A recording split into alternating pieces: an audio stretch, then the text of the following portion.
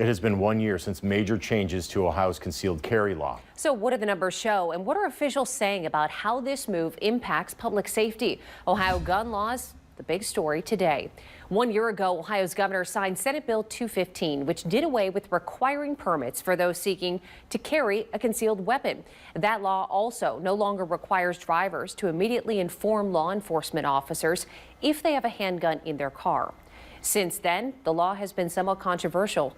Supporters of the law say it helps strengthen the Second Amendment by loosening restrictions on a constitutional right to bear arms. But opponents of the law say it makes Ohioans and law enforcement less safe. So what impact has the new law had on concealed carry permits here in Ohio? This graph shows data from the Attorney General's office. It compares the number of concealed carry licenses from 2021 and 2022. As you can see from the first column, more than 94,000 concealed carry licenses were issued in 2021. In 2022, the number fell to just over 27,000. That is a decrease of 71%. License renewals also saw a decrease from more than 100,000 to nearly 63,000. That's a 45% decrease. Now, the number of licenses suspended mostly stayed the same between the 2 years, and the number of license applications denied did drop by more than 2,000. We also want to note that Lucas County had the highest rate of denials across the entire state of Ohio. By comparison, the number of licenses revoked stayed level between those 2 years. So who's eligible to carry a handgun in Ohio? Ohio allows anyone who is 21 years or older to carry a concealed handgun without a permit or a background check, as long as you're not prohibited to carry one under state or federal law. However, there are still reasons to get a concealed carry permit, such as being able to carry in another state and being able to carry a handgun in your vehicle when entering a school safety zone. Permit holders can also sometimes skip the background check when buying a gun, although that depends on the retailer. As for the laws around concealed carry, it can vary widely between states. Ohio honors the concealed carry permits from all 50 states, regardless of the carrier's age. However, some states out there have different rules. 23 states that you see here marked in green allow concealed carry with an Ohio permit due to reciprocity agreements. However, there are some states that have reciprocity, but with restrictions. Those are the states in yellow. They can include permitless carry with age restrictions or only recognizing an Ohio permit issued to an Ohio resident as opposed to a non-state resident with an Ohio permit. 11 states do not have reciprocity with Ohio, and those are the states you see in red.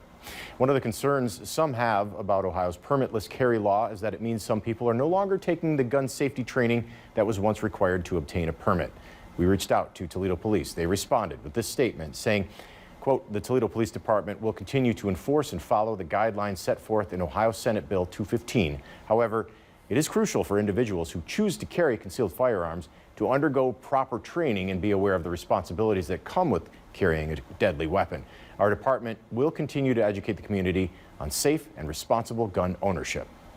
That comes as many cities are seeing an increase in gun crime. In Indianapolis, the city county council said they could soon have a plan, and they may vote on it to address gun violence. It involves paying for 3 U.S. Attorney's Office positions to prosecute charges at the federal level. Richard Essex reports. Federal charges are filed. Pre-trial release options are not available. If the City County Council passes this proposal, the 3 attorneys are expected to handle the most violent repeat gun crime offenders in the county. The Indianapolis Fraternal Order of Police applaud the mayor and the council for taking this step. When we arrest somebody for a state gun charge and the local Marion County court system cycles them right back out into the neighborhoods with a low bond, even if they're a repeat violent offender. That does not happen at the federal level. Mayor Hogsett is a former federal prosecutor and said last week that federal charges will result in bad actors being taken off the street for longer periods than state charges.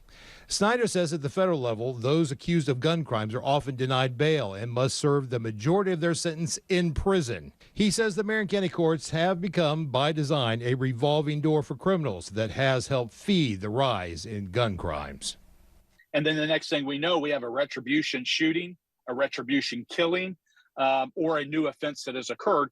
And then the worst part is, many times that suspect, because they were out on pretrial release with that low or no bond, now becomes the latest victim of violence, which could not have happened if they were still locked up awaiting trial. The Indianapolis Police Union had been asking the council to fund 5 new positions that would be assigned to the United States Attorney's Office.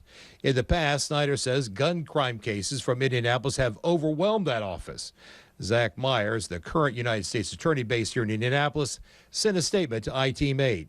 Federal prosecution of the most serious offenses is a vital tool in the fight against violent crime.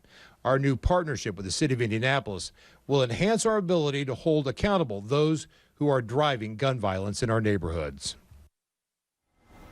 And this ties into the big story today. Gun violence is the subject of our web poll. We asked, should Ohio dedicate more taxpayer money to fight gun crime? The answer, somewhat split. More than 57% of you saying no, with just about 43% saying yes. You have a chance to sound off. You can head to our website and vote in today's poll at 13abc.com.